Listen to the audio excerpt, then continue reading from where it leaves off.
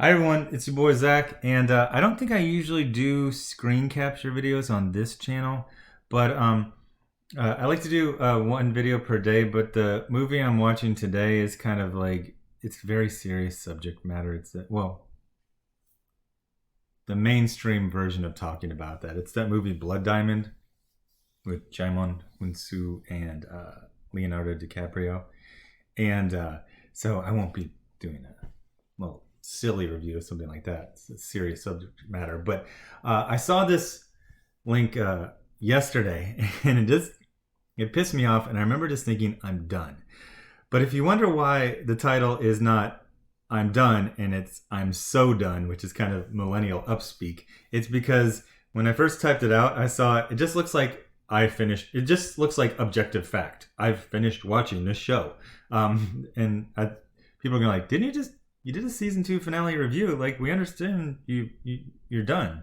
No, I'm done with it. It's over. I'm over it, one might say. But just to reiterate, for people who didn't watch my other videos, I started off as kind of a babe in the woods. I had heard a lot of bad things about Star Trek Discovery, but the stuff I had seen in clips and commercials looked pretty cool. So I got my CBS All Access, and then I watched, first season, first episode, and I liked it.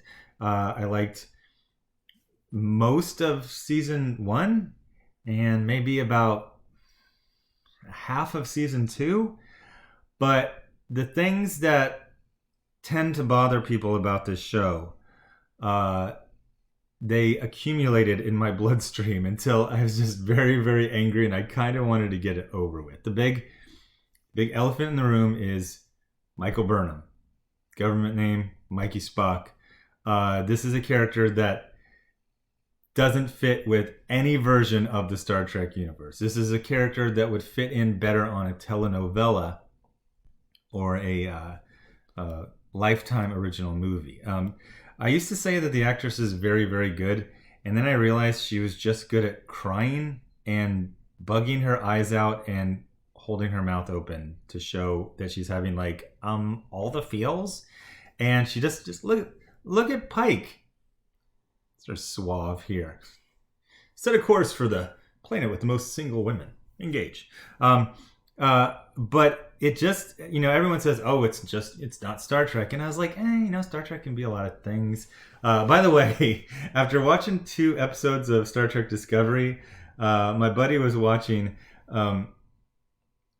an episode of Enterprise. And, despite what anyone will say, even if you just absolutely hated every single bit of it, even the low budget episodes are they're like a mid-budget movie. So when you go from all the effects and the cinematography and the lighting and the sets and the CGI, and then you go to an episode of Enterprise where it's like a backlot, a Jeep that was probably used in the A-Team, and some guy with okayish alien makeup dressed up as an alternate version, SS officer, you're like, this is silly. And barely anyone moves. There's a lot of static shots of just one person talking for 45 seconds. But anyway, so let's get into it. This is Trek movie, although they do obviously other Trek things. Let me know. Like I said, I'm not the biggest Trekkie ever, whatever. You're not supposed to say Trekkie, whatever. Trek fan. I like it okay, here and there. Is this considered a good site? Is it a shill site? What is it? So Alex Kurtzman confirms Star Trek Discovery Season 3 destination. Here's fans on Pike series. So the Pike series is never, ever, ever, ever going to happen. And we're going to see later that even him coming back to, being an episode or 2 in Season 3, that looks like it's absolutely not on the table. Maybe the last episode, if they do get back to the current timeline, he might be there to welcome back. And it looks like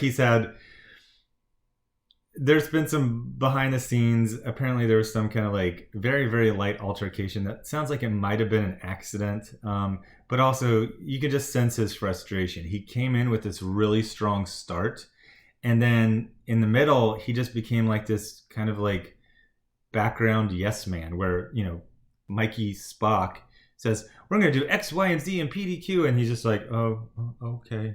And he said this was like a crazy long shoot. It was like 8 months of shooting for 14 episodes.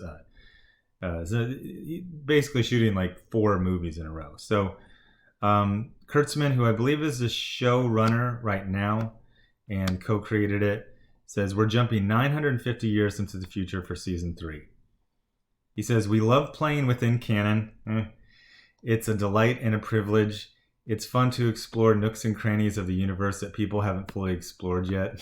Not really. He just basically just did 1-for-1 swaps. Here's the Klingons. Here's our version of Klingons. Here's Vulcans. Here's our version of Vulcans. Here's Starfleet Academy. Like, he didn't do nooks and crannies. He basically just redid everything as a 1-for-1 swap. That being said, we felt strongly that we wanted to give ourselves an entirely new energy for season 3 with a whole new set of problems. We're farther than any Trek show has ever gone. I don't think anyone would argue that one. I also had experience working on the J.J. Abrams film. Imagine my shock. Yeah, no joke. Where we were stuck with canonical problems. Oh, that is... I was going to say that's passive voice, but that's passive aggressive voice. You can't create your own problems and then say that you were stuck with them. One time when I was in the Marines, I was in the Marines first and then the Army. We were going out to camp, what was it? 29 Palms. You know, there's a bunch of gates and we were in a Econoline van. And so you got the main gate, and for some reason, the staff sergeant, he wanted us to take this side gate that he knew about, I guess because it'd be quicker. And the hardball turns into packed dirt, turns into basically loose sand. And then we see the gate, you know, it's like whatever, like a mile away. And then at the last bit, you just have to drive through loose sand. Finally, we get completely bogged down. Now, the thing is, there had been a sign back there. It said military vehicles only. And I believe I'm the one who said, hey, Staff Sergeant, we can't go through this. And I think they had a little symbol of like a tank. And he goes, it said military vehicles only, like a tank or an Amtrak. He goes, no. This is a military vehicle. I go, Staff Sergeant, this is a van. So he directs us, you know, out into basically open sand. We quickly bottom out the vehicle, and then he's given instructions. We literally start burying ourselves underneath the sand. So finally, this guy, you know, a civilian, we're still outside the gate. This civilian living in a mobile home, finally he comes out with a wrecker after seeing us like idiots for like an hour, just get ourselves into a problem. Finally, he starts pulling us out. You know the old school thing. Hey, take the floor mats out, put it behind the back wheels, get a little bit of traction, and then he pulls us out. Then the staff sergeant who got us into this mess starts like high-fiving. He's like, we did it. It's like, no. You created this problem. Someone else helped you out of it. You did almost nothing except for create the problem. Like that's what I'm talking about. Where we were stuck with canonical problems. We knew how Kirk had died, and we wondered how we could put him in jeopardy to make it feel real. Well, you just put him in a younger version in an alternate timeline. That's what led us to go with an alternate timeline. Suddenly, we could tell the story in a very unpredictable way. That's the same thought process that went into jumping 950 years into the future. We're now completely free of canon. And we have a whole new universe to explore. So just technically, it's the same universe. It's the universe in the future. But the entire, oh my gosh, the entire point is to use the canon. That's the only reason anyone cares that it's Star Trek. You know how Star Wars is a long time ago in a galaxy far, far away? This logic, I'm putting air quotes in there, could be used to take old episodes of Friends, put the Star Wars logo in front of it, Star Wars, Friends, and then say, this is a Star Wars TV show. How is it? Well, it's in the future of the Star Wars universe. It's in a different part of the future, but it's Star Wars. These are, people later on, a couple million years later, and they're in their 20s, they're dating, am I right? Crazy. And they're friends. Hence the name Star Wars Friends. Like, this is the stupidest idea ever. The only thing that was keeping anyone watching this was the ties to the original canon. Again, I'm not even the biggest fan. And when they announced Spock was going to be in season 2, I hadn't seen season 1. I go, that seems a little desperate.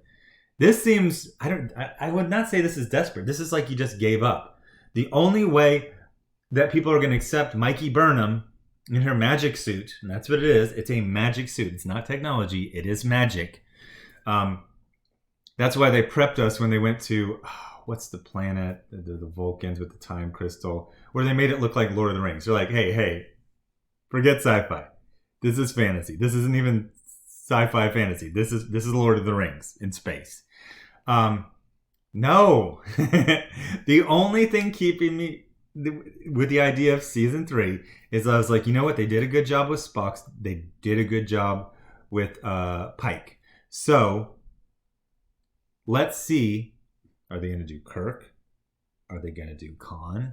Are they going to do, Scotty? Are they going to put something in there to bring you back for season 3? No. 950 years in the future.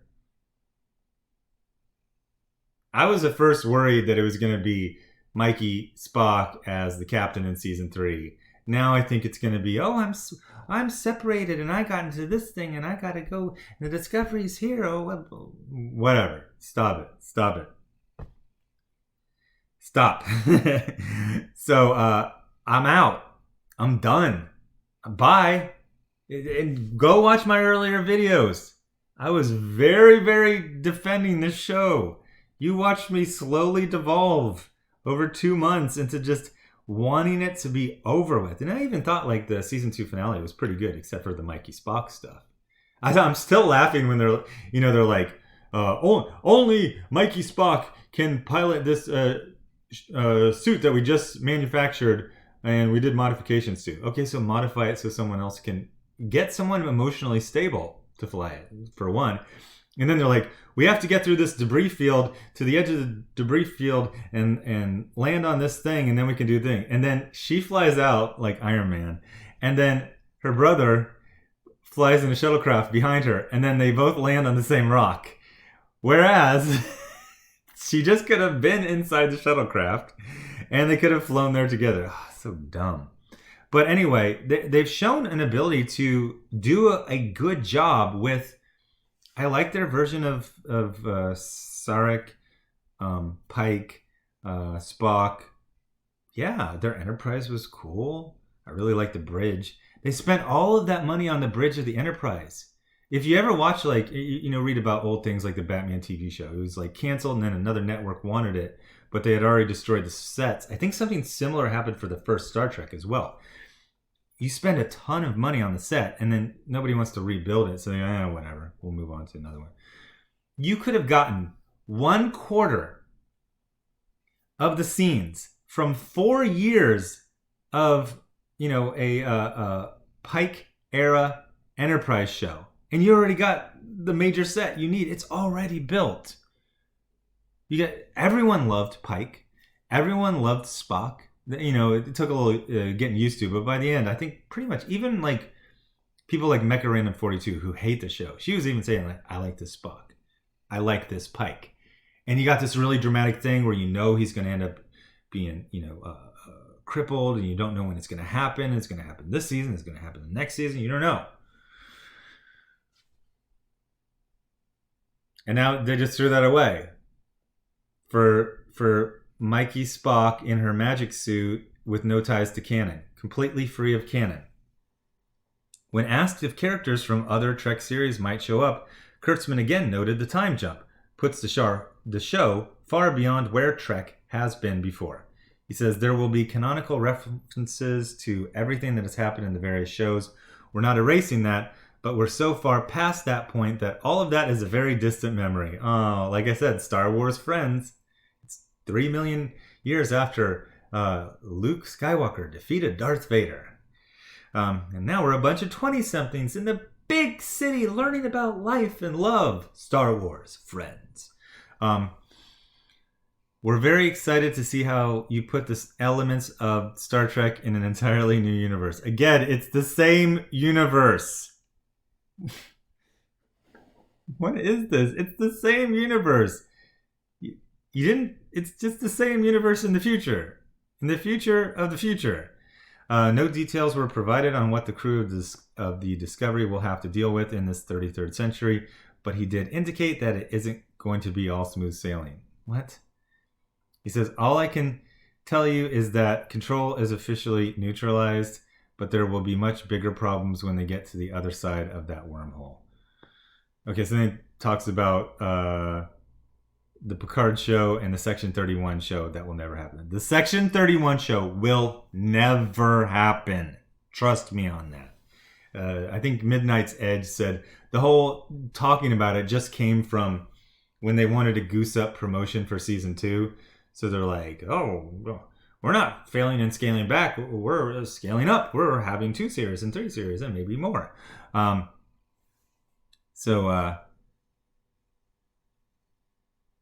All he says is, everyone has all this enthusiasm for Pike's USS Enterprise. And he says, the idea of getting to tell more stories with them would be a delight for all of us. Okay, so we can read through that. There is no way you're even developing it, which is just dumb. And then they basically explain how they're going to fix all the dumb problems where they created with Section 31. Section 31 was a secret unit, but everyone recognized their badge. Hey, you're from Section 31. Cool. God, look how cool this is. Gosh, that looks fantastic. Oh my gosh, Rebecca Romaine is number 1. It was like, wow. Great. This looks so awesome. Yeah. Let's lead up to an awesome series that everyone would love and then just not do it. Brilliant. Amazingly brilliant. Whatever. I don't even care anymore. Nothing matters. Anyway, thanks for watching, and I'll have a new video up tomorrow. Thanks. Bye.